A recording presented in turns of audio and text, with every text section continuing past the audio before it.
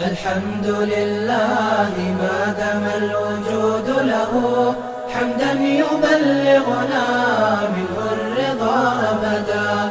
ثم الصلاة على المختار سيدنا وآله الكرماء وصحبه الزهداء. الحمد لله ما دام الوجود له، حمدا يبلغنا منه الرضا أبدا.